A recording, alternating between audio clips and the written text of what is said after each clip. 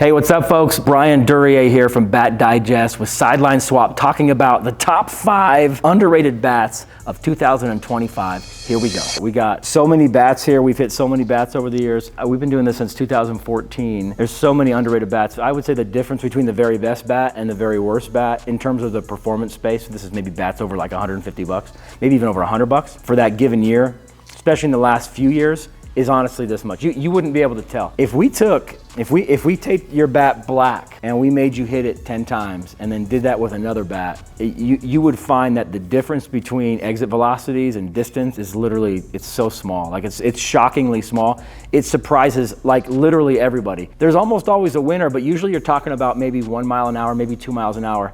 And if you think about 2 miles an hour at the perfect angle, right? So you hit like let's say a 75 mile an hour shot at 30 degrees. If you hit a 77 mile an hour shot at 30 degrees, you can go find some calculators to do this. But all that means is that instead of the outfielder taking 1 step forward to catch your fly out, he takes 1 step backwards to catch your fly out. There's no difference. So the practical difference between 2 miles an hour is absolutely nothing in terms of games. Now, if you have warning track power or wish that you did, a lot of people think they have warning track power, but they don't. But if you had warning track power, then I guess you could say occasionally, when I hit a ball perfectly, that I would get a home run or something off the fence instead of, you know, the single or the out that you did get, right? So I would just say that when we start talking about underrated bats, every bat that is not the top 3 or 4 that everybody seems to be losing their mind, like selling a kidney to go get, is probably underrated and probably deserves more love than it can get. If you go to a place like SidelineSwap, find like a highly discounted BBCOR bat or USSSA bat or USA bat in the last 5 or 6 years, honestly, it's probably gonna treat you just fine, especially if you like the feel of it and you got the right swing weight. Now, that sort of long introduction out of the way, I wanna give you 5.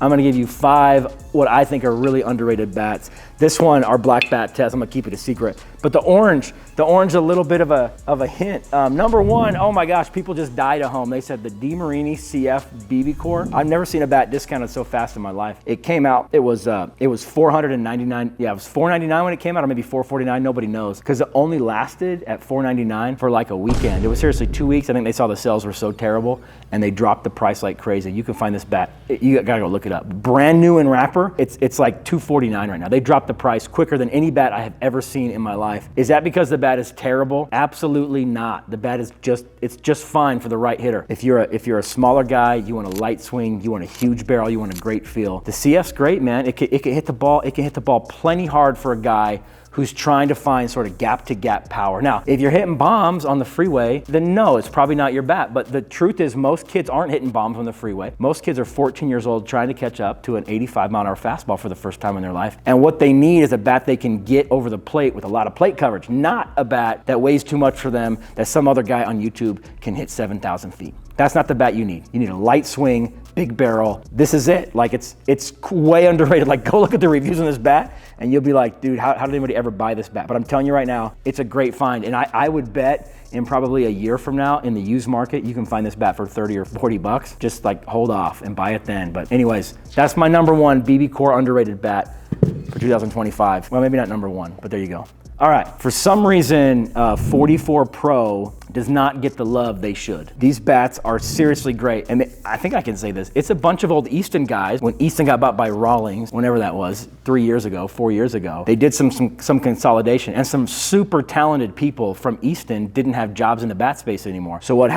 Well, they got hired by 44 Pro, which is also used to be True Bats. Remember True Temper, the whole like golf shaft thing? Like those guys do golf stuff, hence SidelineSwap. You can find some True Temper shafts. But the 44 Pro is sort of a subset of that company. It used to be called True Temper. They transitioned over because they like the name 44 Pro better because their gloves actually do really well at the MLB level. And they're great gloves. They do the same exact thing with some super talented people to make legit BBCOR bats.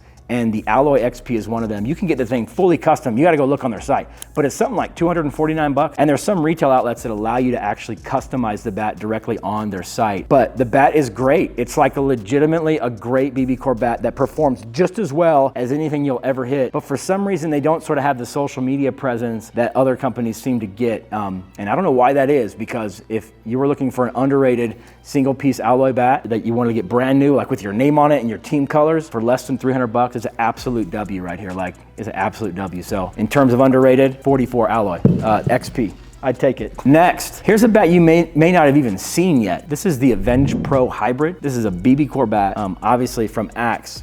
Axe keeps trucking, man. Like, for as few bats as I feel like they sell sometimes, and for as limited space they get on social media, these guys keep showing up. They're owned by a company called Baden Sports. Think of like your basketball. It says Baden. You thought it said Baden. It doesn't. It says Baden. B-A-D-E-N. They also make baseballs and make softballs. These guys are owned. They've been owned forever by Baden Sports. And they're committed to this Axe handle. As you notice, the Axe handle has changed over the years. They still have like a traditional flared knob, but this one has turned a little more to like an asymmetric, I don't know if you can see that very well, but it's just like an asymmetric Axe now. It's not like an oval asymmetric. I don't know how to think about that, but it's not that traditional Axe level knob. And so what that allows for, because you hold the bat like this, right? It allows for what I call one-sided hitting. They're trying to not call that one-sided hitting anymore. I think they don't like the phrase, but I don't care. I like it. Basically, so you can design the barrel to be super durable and light back here, and on the front is where it actually needs to bounce, right? Because you know contact, if you're holding the bat like this, contact's always gonna happen right here. So there's a lot of thought, and when people say their bat is different, I mean, look at these single-piece alloy or two-piece composite bat. How different is the Easton Hype from the Rawlings Icon? The answer is not a lot. How different is the Warstick Bone Saber hybrid from the DeMarini The Goods? Not a lot. Now the companies will try to explain to you that it's a lot, and there's definitely some difference in feel. There's no doubt about it. There are some differences, but those bats are super similar. The Axe bat is actually a different bat. Like I can't think of any other alloy / composite bat that does it as different as here, with maybe the exception of the Bone Saber with that flared knob, but even theirs is different. Nobody has this sort of asymmetric handle on a composite or an alloy bat. I've also seen the test data on this bat, and I'm telling you right now, the Avenge Pro Hybrid it's fire. Like, this bat performs as well as any brand name bat you can find. Think of a two-piece hybrid bat. So this is a metal barrel composite handle, little bit of an end load. Think of any two-piece hybrid bat, and I'm telling you right now, this bat has better performance, especially in the 33-inch. Huge sweet spot. It performs right at the limit. I've seen the data. I promise you, it is absolutely true. And 100% underrated. You probably haven't even seen this yet on your social media feed, because Axe is they're just kind of small, and they just seem to be endlessly and forever small, but sort of funded by Baden Sports, it seems like, so they keep sticking around. So good for them, but I love these guys. They've been trying to make waves forever. So anyways, underrated for sure. I'd take that bat underrated. Okay, look, this is a repeat, and it's probably a lame choice because you guys, that bat's not underrated, but it is. Go look at the reviews on the drop 5 and the drop 8 and the drop 10 of the DeMarini. And I'm telling you right now, this is exactly what happened. I'm telling you that this is the truth, okay, as BatDigest sees it.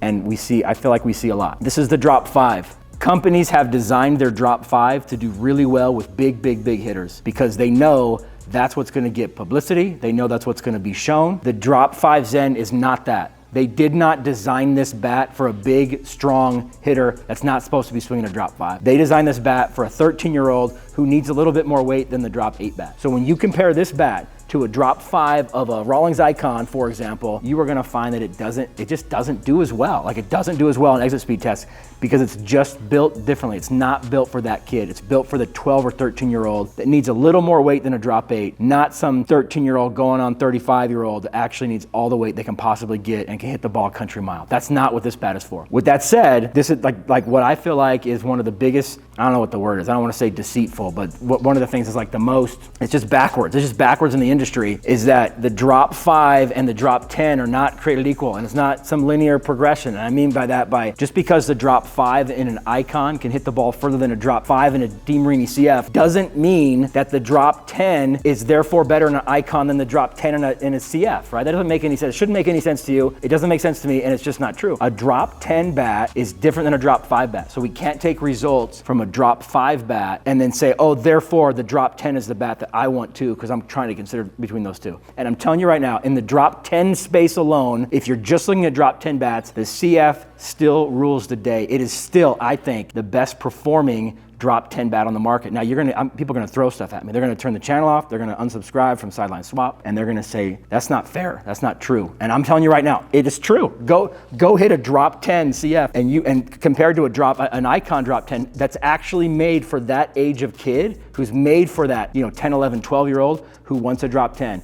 And you will find, I think you will find very quickly, the CF performs admirably, if not honestly really, really good. So don't hate on this bat because it doesn't do great on YouTube in a drop 5. I get it. But this bat, if you want a drop 10 two-piece composite bat, it's a win, man. And I think it's super, super underrated because it gets absolutely pooped on when it comes to the drop 5 version of it. Okay, last one. I kept this one a secret. You could tell by the orange. This is a new bat on the scene. The truth is it's probably a reprint from 2000. It's some reprint of some previous Louisville Slugger bat that I have honestly, I don't even know because I didn't really pay attention to bats that are, sub $100, and maybe I should pay more attention to those bats. And you've probably seen this bat so far. We've hit it in a few of our videos, and I'm telling you right now, this bad boy, if you're watching our long form best BBCOR bat challenge videos that we're doing, this bad boy has absolutely, it dominates some bats that are 3 or 4 times the price of it. And highly, highly underrated is this Dynasty from Louisville Slugger. I think the graphics are kind of lame. I mean, but I don't care. Why do I care? I'm an adult man. If you think the graphics are lame, who cares? Just buy it anyways. You want to hit homers, remember? You want to make that outfielder take a step back to catch your pop fly, not to take a step forward, right? That's where we're going.